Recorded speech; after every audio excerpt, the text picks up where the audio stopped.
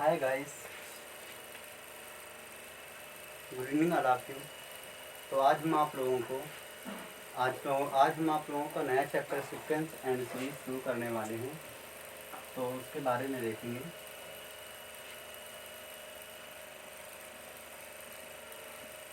Sequence and series,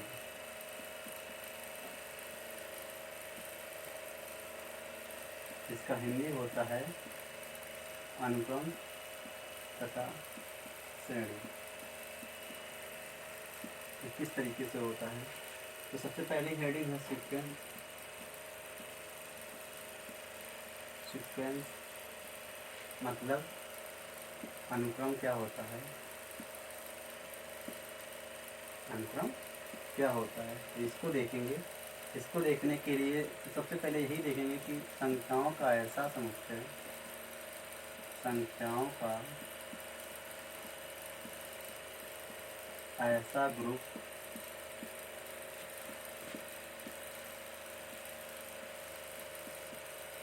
जिनका क्रम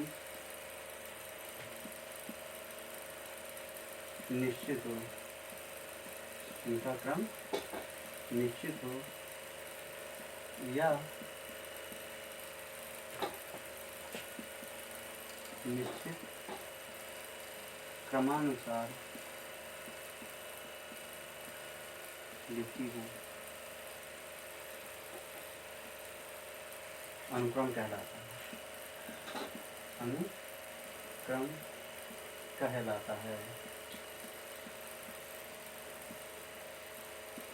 इस तरीके अब कैसी लिखी गई होंगी, जैसे 1, 2, 3, 4 अप टू डाटा, इनके बीच में अंतर जो है समान है और निश्चित क्रम से लिखी गई है। इसी तरीके से और भी देखेंगे विषम संख्याएँ 1, 3, 5, 7, 9 अप टू डाटा। तो इस तरीके से ये संख्याएँ अनुक्रम कहलाएंगी। अब अगर लिख लिया हो तो ठीक है, फिर आगे रब करते हैं। तो देख लेंगे संख्याओं का ऐसा समुच्चय, ऐसा समूह जिनका क्रम निश्चित हो या निश्चित क्रमानुसार लिखी हो, अनुक्रम कहलाता है 1, 2, 3, 4। और ये विषम संख्याओं का समुच्चय या ग्रुप दोनों एक ही बात है। अब इसके आगे हेडिंग आती है सीरीज, SERIES। सीरीज मीन्स होता है श्रेणी। इस तरीके से इसको लिखेंगे, अनुक्रम में प्रयोग हुई संख्याओं को, अनुक्रम में प्रयोग हुई संख्याओं को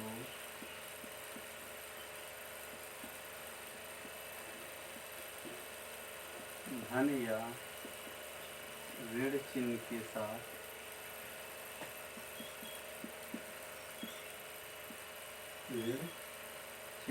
साथ लिखने पर हमें श्रेणी प्राप्त होती है। श्रेणी प्राप्त होती है। इस तरीके से प्राप्त होती है। कैसे, तो इसको देखेंगे। जैसे 1 लिखा था, 2, 3, 4 अप टू डाटा, तो ये एक श्रेणी प्राप्त हो रही है। जैसे 1, -2, ++3 या माइनस भी लिख सकते हैं अप टू डाटा। तो ये हमें श्रेणी प्राप्त होती है। तो इस तरीके से हमें श्रेणी प्राप्त हुई कि अनुक्रम में प्रयोगी संख्याओं को धन या ऋण चिन्ह के साथ लिखने पर हमें श्रेणी प्राप्त होती है। तो इस तरीके से हमें प्राप्त हुई श्रेणी। अब श्रेणी के बाद आता है, इस तरीके से हो गया। अब इसी में कुछ क्वेश्चन आते हैं,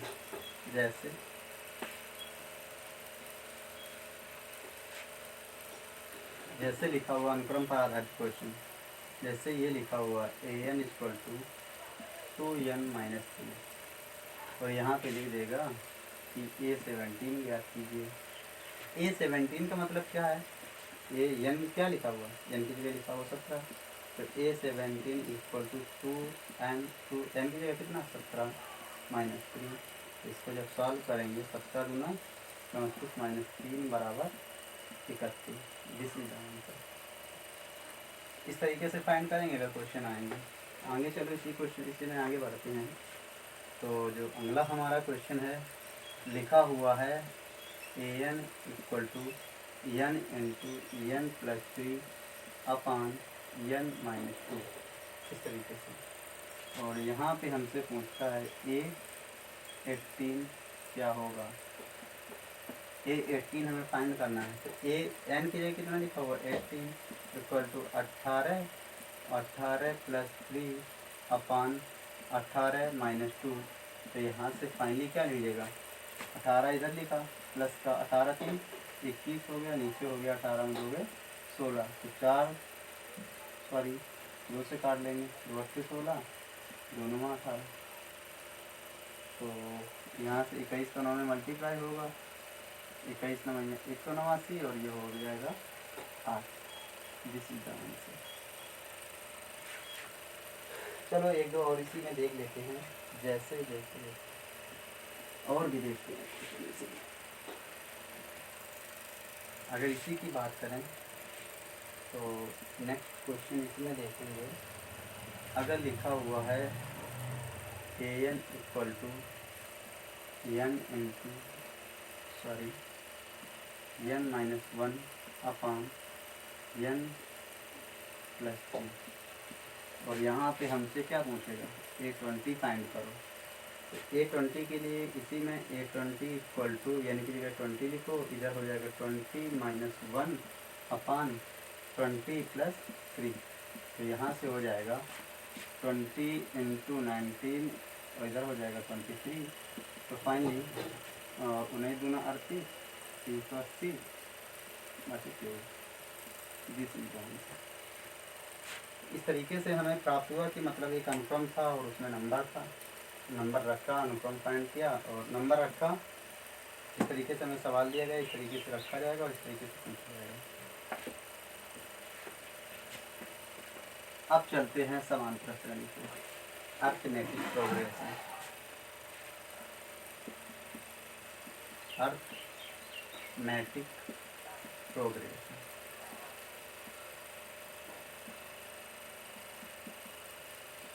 अर्थमेटिक प्रोग्रेशन मतलब होता है समांतर श्रेणी। तो समांतर श्रेणी क्या होती है, वह श्रेणी जिसमें समान संख्या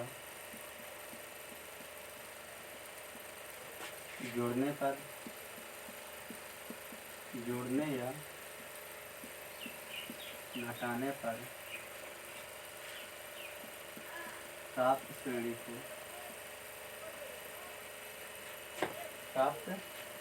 को समांतर श्रेणी कहते हैं।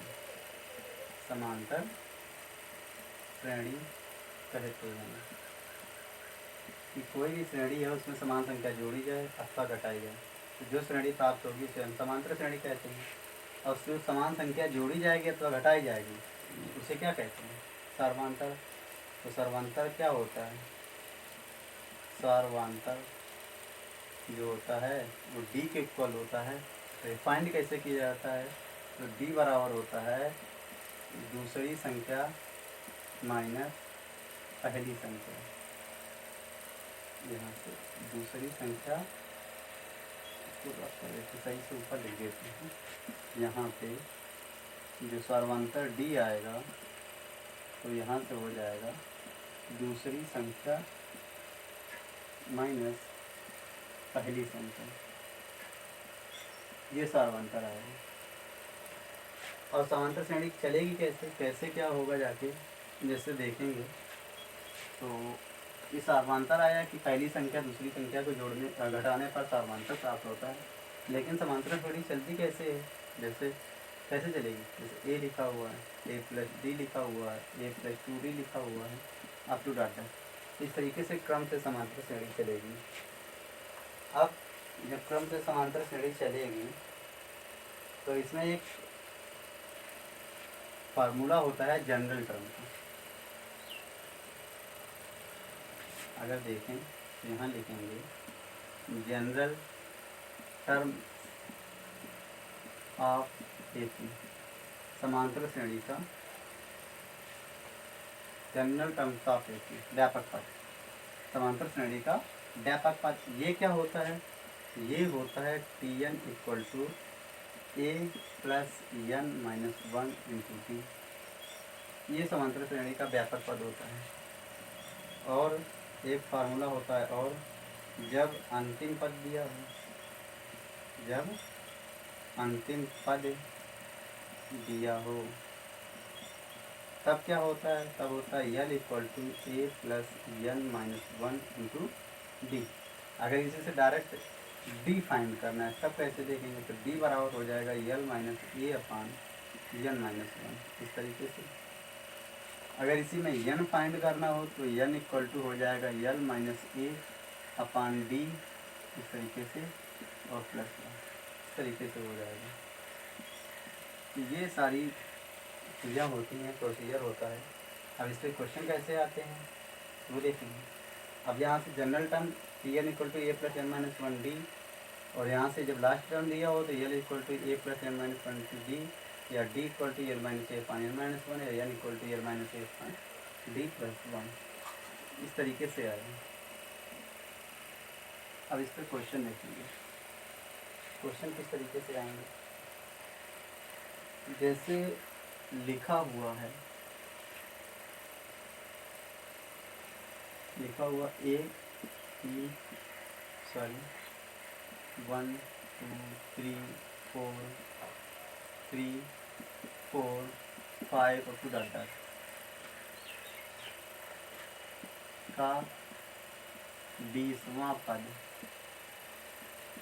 होगा। क्या बोला कि 20वां पद होगा, तो यहाँ से क्या होगा? 20वां पद जनरल फार्मूला जो होता है T N equal to one plus A plus N minus one into D वाला होता है 20वां पद। यहाँ से क्या लिखेंगे? T20, ए क्या लिखा हुआ 1, और यहाँ से डी निकालेंगे तो डी इक्वल टू हो जाएगा 2 माइनस वन, दूसरा पद 2, पहला पद 1, तो क्या हो जाएगा फाइनली 1।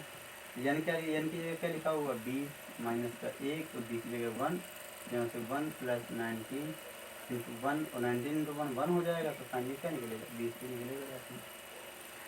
क्या निकलेगा? तो 20 में पर 20 ही होगा जाता है, इस तरीके से।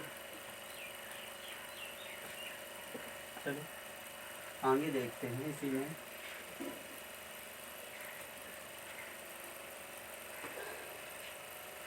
लिखा हुआ है 3 5 7 अब तो 10, और यहाँ लिखा हुआ है 51 में कितने पद होंगे, कितने पद होंगे, इस तरीके से। तो यहाँ से सबसे पहले ए बराबर क्या निकला? ए बराबर पहला टर्म होता है 3 होता है। डी बराबर क्या हो जाएगा? दूसरा टर्म माइनस पहला टर्म 2 हो जाएगा। और यल बराबर कितना दिया हुआ है? 51, 51। क्या पूछ रहा है? एन फार्मूला लगा दो। एन बराबर, सॉरी पहले व्यापक टर्म का ही लगाओ। यल बराबर A plus N minus one into D, या एन बराबर हमें डायरेक्ट पता है तो L minus A upon D plus one, इस तरीके से जो भी अच्छा लगे लगा दो। तो यहाँ से एन इक्वल टू क्या हो जाएगा? यल कितना दिया हुआ? 51, ए कितना दिया हुआ है? 3, डी कितना दिया हुआ है? 2, यहाँ से 1 घटा दो, कितना बचेगा? 48। यहाँ से जब एन बराबर देखेंगे तो 51 में 3 गया, कितना बचा? 48/2 प्लस 1, ये कितने के बराबर होगा? 24 के। तो एन बराबर फाइनल आया क्या? 24 प्लस 1 25, ये सीधा आंसर। इस तरीके से इसका पद मिला जाता है। चलो इसी में और देखेंगे कुछ क्वेश्चन।